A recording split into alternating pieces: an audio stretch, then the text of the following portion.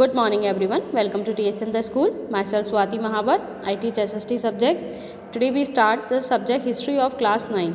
We start with chapter number 1. The name of the chapter is the French Revolution. In the previous video we complete the first section of this chapter, French society during the 18th century. Now today in this video we start the second section of this chapter. The name of the section is the outbreak of the revolution. Come to page number 8. Louis XVI had to increase taxes for reason you have learned in the previous section. Louis 16 ने जो taxes बढ़ा दिए थे चीज़ों के, वो हमने last previous section के अंदर पढ़ा था. क्यों बढ़ा दिए थे? क्योंकि वो अपने खुद के एक्सपेंसेस के लिए पैसा निकालना चाहता था, इसलिए उसने क्या करा, लोगों के ऊपर टैक्सेस लगा दिए. Would you think he could have gone about doing this? आपको क्या लगता है कि वो ऐसा क्या अपने आप अपनी मर्जी से कर सकता है? कैसे कर सकता है वो ऐसे कि अपने आप लोगों के ऊपर वो टैक्सेस इम्प्लाई कर दे? In France of the old design, the monarch did not have the power to impose taxes according to his will alone. अगर हम ओल्ड डिज़ाइन के फ्रांस की बात करते हैं तो उस टाइम क्या था कि मोनार्क के पास इतने राइट्स नहीं थे, इतनी उसकी पावर नहीं थी कि वो अपने अकॉर्डिंग अपनी ज़रूरतों को पूरा करने के लिए वो टैक्सेस अपनी मर्जी से बढ़ा दे.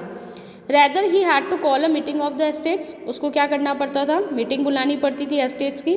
एस्टेट्स क्या होते हैं? जो फर्स्ट सेक्शन के अंदर हमने पढ़ा था, 3 estates of the society, which would then pass his proposal for new taxes.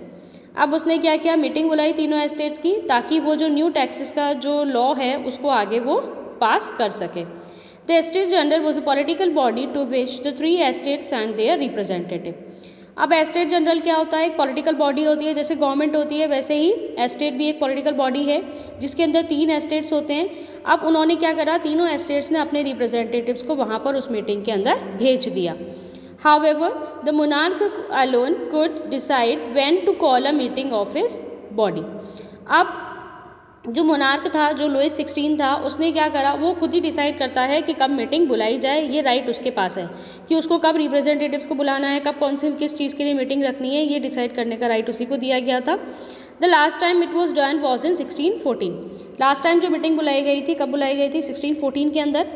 On 5th May 1789, Louis XVI called together an assembly of the Estates General to pass proposal for new taxes.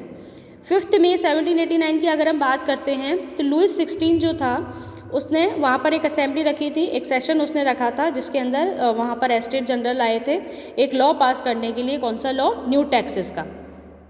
A resplendent hall in Versailles was prepared to host the delegates. एक रिस्प्लेंडेड hall था. रिस्प्लेंडेड hall यानी कि बहुत आलीशान सा एक hall था वर्साइलिस के अंदर, जहाँ पर उन डेलीगेट्स को बुलाया गया था कि वहाँ पर उनको बुला करके रिप्रेजेंटेटिव्स को वहाँ पर एक मीटिंग रखी जाए. The first and second estates and 300 representatives each who were seated in rows facing each other on 2 sides, while the 600 members of the third estate had to stand at the back. अब जो first estate था क्लैर्की वाला, उसके 300 representatives वहाँ पर आए थे जो एक दूसरे के सामने एक दूसरे के तरफ फेस करके वो बैठे थे रो के अंदर.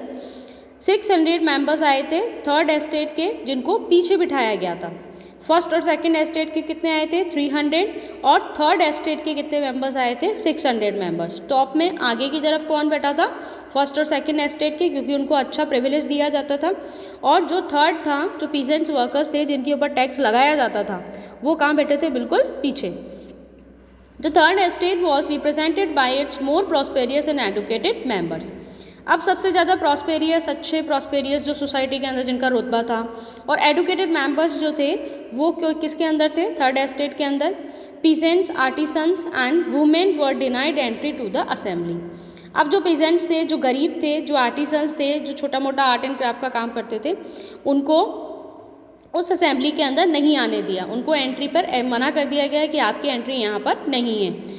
However, the grievances and demands were listed in some 14,000 letters which the representative had brought with them. अब क्या हुआ, जो उन्होंने उनको आने तो नहीं दिया, लेकिन मत तो उनके भी थे, बातें उनके भी थी, व्यूज़ उनके भी थे. उन्होंने क्या किया? अपने व्यूज़, अपनी डिमांड्स को 14,000 लेटर्स के अंदर लिख करके जो उनकी पार्टी से यानी कि उनके एस्टेट से जो रिप्रेजेंटेटिव वहाँ पर गए थे, उन रिप्रेजेंटेटिव के साथ उन्होंने अपनी डिमांड्स लिख करके पेपर्स के अंदर, लेटर्स के अंदर वहाँ पर उस मीटिंग के अंदर भेज दी. Voting in the estate general in the past had been conducted according to the principle that each estate has one vote. अब वोटिंग की अगर हम बात करते हैं तो वहाँ पर क्या रूल था कि एक एस्टेट से सिर्फ क्या आएगा, एक वोट आएगा. Each estate had one vote, सभी एस्टेट के अंदर सिर्फ वन वोट का ही रूल था. This time too Louis 16 was determined to continue the same practice. अब इस टाइम इस मीटिंग के अंदर भी उसने यही रूल दोहराया कि एक एस्टेट से सिर्फ एक ही वोट दिया जाएगा. But members of the third estate demanding that voting now be conducted by the assembly as a whole where each member would have one vote. लेकिन अब जो थर्ड एस्टेट के मेंबर्स थे उन्होंने वहाँ पर डिमांड रखी कि वोटिंग का जो रूल है वो सबको दिया जाए. जितने भी रिप्रेजेंटेटिव वहाँ पे प्रेजेंट है सबको वोटिंग का रूल दिया जाए कि सबको वोट देने का अधिकार है और सबके एक एक वोट काउंट किए जाएंगे. This was one of the democratic principle put forward by philosophers like Rousseau in his book The Social Contract. अब ये जो प्रिंसिपल था डेमोक्रेटिक रूल का, ये फिलोसोफर रूसियो जिनका नाम था, उन्होंने अपनी बुक के अंदर लिखा सोशल कॉन्ट्रैक्ट. बहुत ही अच्छा रूल, उन्होंने बहुत ही अच्छी डिमांड की थी उन्होंने. When the king rejected his proposal, member of the third estate walked out of the assembly in protest. अब जब राजा ने उनकी डिमांड फुलफिल करने के लिए मना कर दिया कि नहीं ऐसे नहीं होगा, हर एस्टेट से सिर्फ एक ही वोट आएगा, सभी रिप्रेजेंटेटिव को वोटिंग का कोई राइट नहीं दिया जाएगा, तो उस कंडीशन के अंदर उनको बुरा लगा और वो उस मीटिंग से कहाँ आ गए, बाहर आ गए. The representatives of the third estate viewed themselves as spokesman for the whole France nation. अब उन्होंने थर्ड एस्टेट वालों ने अपनी आवाज़ उठाई, फ्रेंच नेशन को, पूरा कंट्री को एक बनाने के लिए उन्होंने अपनी आवाज़ उठाई. आगे जाके उन्होंने क्या किया, On 20 June they assembled in the hall of an indoor tennis court in the ground of Versailles. कब, 20 जून की बात है. 20 जून को कहाँ पर, टेनिस कोर्ट के अंदर वर्साइलेस में, वहाँ पर वो लोग असेंबल हुए. They declare themselves a national assembly. उन्होंने अपने आप को एक किसके अंदर डिक्लेयर कर लिया कि हम क्या है, एक नेशनल असेंबली हैं. And swore not to disperse till they had drafted a constitution for France. और जब तक उनको कॉन्स्टिट्यूशन ऑफ फ्रांस के अंदर राइट नहीं मिलेगा तब तक वो वहाँ से नहीं जाएंगे. ऐसा उन्होंने कहा कि जब तक आप हमें राइट नहीं दोगे तब तक हम वहाँ से नहीं जाएंगे. That would limits the powers of the monarch.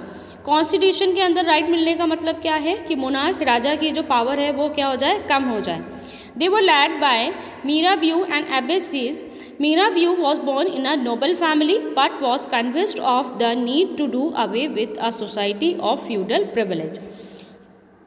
अब ये जो आइडिया था वो कौन लेके आया था लोगों के सामने, मीराबियू एंड एबेसीज. मीराबियू जो थी बहुत अच्छे फैमिली से बिलोंग करती थी, तो वो चाहते थे कि यहाँ पर ऐसा फ्यूडल प्रिविलेज लेकर आए, मतलब कि पूरी सोसाइटी को हमें एक यूनिटी के अंदर लेकर आना है, सबको इक्वल प्रिविलेज वहाँ पर मिलना चाहिए.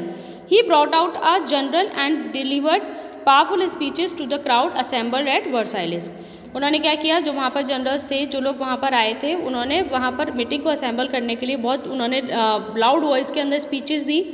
वहाँ पर क्राउड इकट्ठा हो गया वहाँ वो वर्साइलेस के अंदर, और वो लोग वहाँ पर जो रूलर्स थे वो वहाँ पर सुनने लगे कि वहाँ पर वो जो फिलोसोफर्स है वो क्या कह रहे हैं, वो क्या चाहते हैं, क्या बोलना चाहते हैं और किसके अच्छे के लिए वो बोल रहे हैं, किसके बेनिफिट के लिए यहाँ पर बात हो रही है. Clear to you?